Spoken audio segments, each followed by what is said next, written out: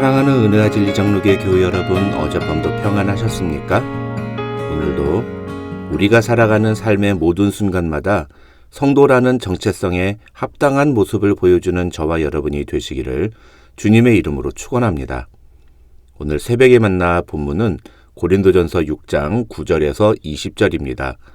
고린도전서 6장 9절에서 20절을 제가 읽어드리겠습니다.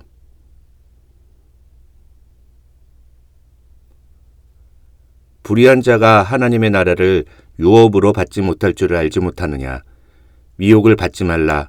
음행하는 자나 우상 숭배하는 자나 간음하는 자나 탐색하는 자나 남색하는 자나 도적이나 탐욕을 부리는 자나 술 취하는 자나 모욕하는 자나 속여 빼앗는 자들은 하나님의 나라를 유업으로 받지 못하리라.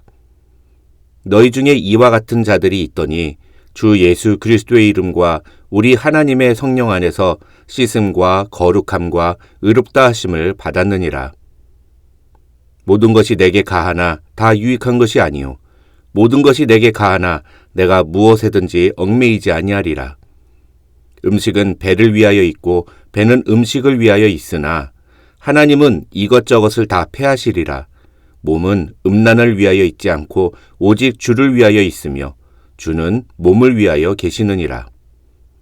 하나님이 주를 다시 살리셨고 또한 그의 권능으로 우리를 다시 살리시리라. 너희 몸이 그리스도의 지체인 줄을 알지 못하느냐? 내가 그리스도의 지체를 가지고 창녀의 지체를 만들겠느냐? 결코 그럴 수 없느니라.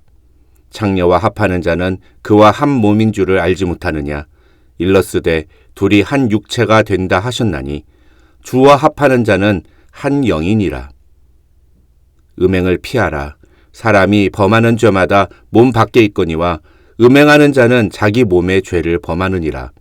너희 몸은 너희가 하나님께로부터 받은 바 너희 가운데 계신 성령의 전인 줄을 알지 못하느냐. 너희는 너희 자신의 것이 아니라 값으로 산 것이 되었으니 그런즉 너희 몸으로 하나님께 영광을 돌리라.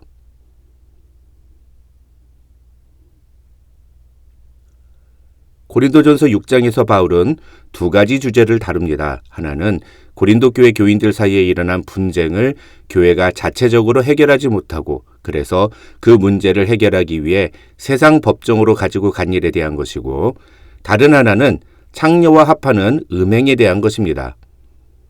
어제 살펴본 첫 번째 문제에서 바울은 서로 간의 분쟁을 일으킨 성도들 개인보다는 그것을 교회 공동체 전체가 어떻게 대해야 하는지에 대해서 이야기했습니다. 그래서 이 첫 번째 내용은 바울이 교회 공동체 전체에게 주는 메시지라고 할 수 있습니다.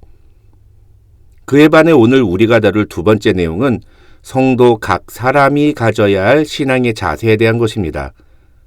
바울은 이 문제를 이야기하기 위해서 특별히 음행에 대한 문제를 예를 들어 설명합니다. 그러나 결론부터 말씀드리면 오늘 본문에서 바울이 이야기하려는 메시지의 진짜 주제는 음행이 아니라 성도들이 자신의 몸을 어떻게 사용해야 하는지에 대한 것입니다. 그런데 사실 12절부터 시작되는 이 주제를 이해하기 위해서 우리는 9절로 11절에서 바울이 이야기하는 내용을 정확하게 이해할 필요가 있습니다. 왜냐하면 이 9절로 11절에서 바울이 이야기하는 내용이 바로 12절부터 이야기하려는 내용의 근거가 되기 때문입니다. 이 9절로 11절은 크게 둘로 나눌 수 있습니다. 하나는 하나님의 나라를 유업으로 받지 못하는 불의한 자들의 행동이 기록된 9절과 10절이고 다른 하나는 과거에는 너희도 그런 모습을 보여주었지만 이제 너희는 더 이상 그런 자들이 아니다. 너희는 구원받은 거룩한 성도들이다. 이런 이야기를 하고 있는 11절입니다. 우선 이 9절과 10절의 의미를 정확하게 이해하는 것이 필요합니다. 핵심만 말씀을 드리면 바울이 이 9절과 10절에서 언급하는 음행, 우상숭배, 간음, 탐색, 남색, 도적질, 탐욕, 술취함, 남을 모욕함, 사기, 갈취와 같은 행위는 구원받지 못한 자들의 증거라는 것입니다. 다시 말하면 이런 행동을 하면 지옥에 간다는 뜻이 아니라 천국에 가지 못하는 자들은 이런 행동을 아무렇지 않게 한다는 것입니다. 11절에서 바울은 고린도 교회 교인들을 향해서 너희 중에 이와 같은 자들이 있더니라고 말합니다. 이 말을 헬라어의 의미 그대로 번역하면 너희도 한때는 이와 같은 자들이었는데가 됩니다. 다시 말해서 과거에는 너희도 이와 똑같은 모습을 보여주었지만 지금은 아니라는 것입니다. 이렇게 해석하는 것이 옳은 이유는 한글 성경에는 나오지 않지만 헬라어 성경을 보면 씻음과 거룩함과 의롭다 하심을 받았느니라는 동사 앞에 각각 그러나라는 의미를 가진 단어가 3번이나 반복해서 나오기 때문입니다.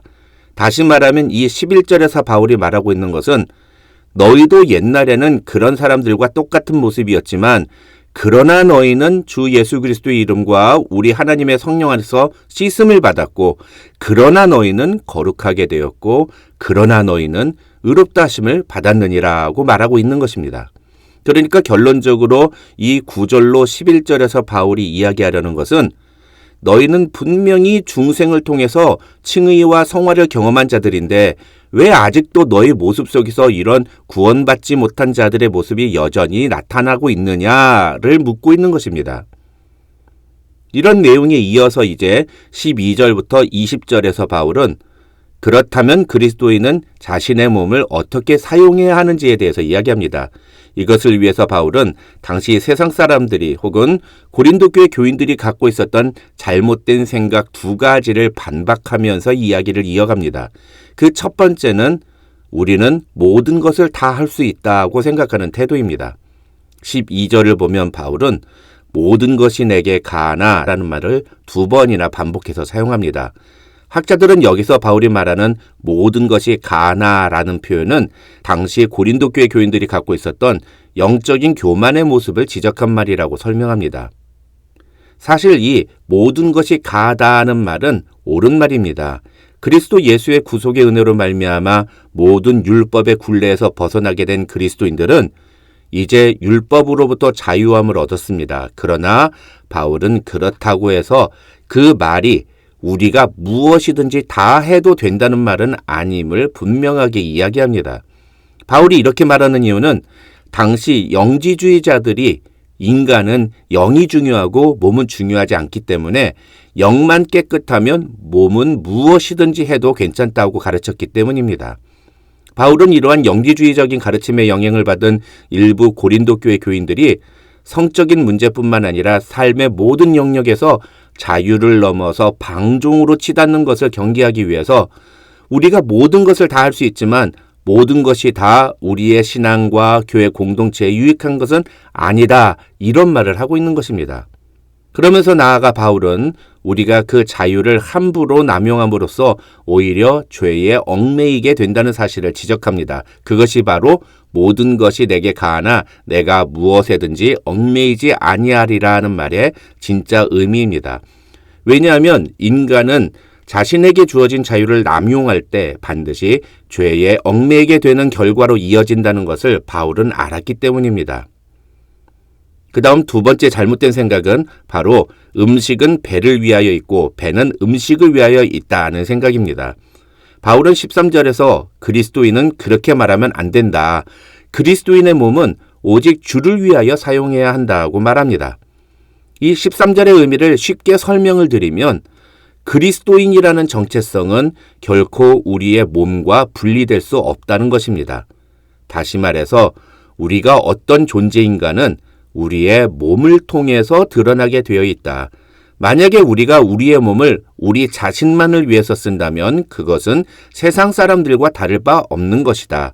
우리는 우리의 몸을 그리스도를 위해 사용해야 한다. 그것이 바로 그리스도인의 모습이다. 이런 말을 하고 있는 겁니다. 그래서 그 결론으로 15절에서 바울은 이런 말을 합니다. 너희 몸이 그리스도의 지체인 줄을 알지 못하느냐. 그리고 이 말과 똑같은 말을 19절과 20절에서도 또 이렇게 말합니다. 너희 몸은 너희가 하나님께로부터 받은 바 너희 가운데 계신 성령의 전인 줄을 알지 못하느냐. 너희는 너희 자신의 것이 아니라 값으로 산 것이 되었으니 그런즉 너희 몸으로 하나님께 영광을 돌리라. 전에 3장 16절에서 우리는 바울이 고린도 교회 교인들에게 너희는 너희가 하나님의 성전인 것과 하나님의 성령이 너희 안에 계시는 것을 알지 못하느냐라고 말했을 때 여기서 너희는 성도 개인이 아니라 교회 공동체 전체를 가리키는 것이라고 말씀을 드렸습니다. 왜냐하면 그렇게 해석하는 것이 문맥에 더 맞는 해석이기 때문이라고 말씀드렸습니다. 그러나 오늘 본문 19절과 20절에서 바울이 말하는 너희는 전적으로 성도 각 개인의 몸을 의미합니다. 우리는 성령을 모시고 사는 존재들이라는 것입니다. 그리고 이것은 우리의 의지로 된 것이 아니라 하나님께서 친히 값을 지불하고 우리를 사신 결과라고 말합니다. 우리는 그것을 가리켜서 구속이라고 말합니다. 그러니까 이제 우리의 몸은 우리 자신의 것이 아니라 우리의 주인 되신 우리를 구속하신 하나님의 것이며 그래서 우리는 우리의 몸으로 우리의 몸의 주인이신 하나님께 영광을 돌려드려야 한다고 바울은 말합니다. 그런데 고린도 교회 교인들 중에 어떤 자들은 그런 자신의 정체성을 제대로 알지 못하고 창녀와 음행을 저질렀고 그래서 15절부터 18절에서 바울은 창녀와 합하는 음행을 피하라고 강력하게 책망하는 내용을 쓰고 있는 것입니다. 그런데 이런 자들이 자신의 행동을 변명하면서 한다는 말이 예수께서 우리 죄를 다 사해 주셨으니 이제 우리는 무슨 일을 해도 다 되는 거 아니냐.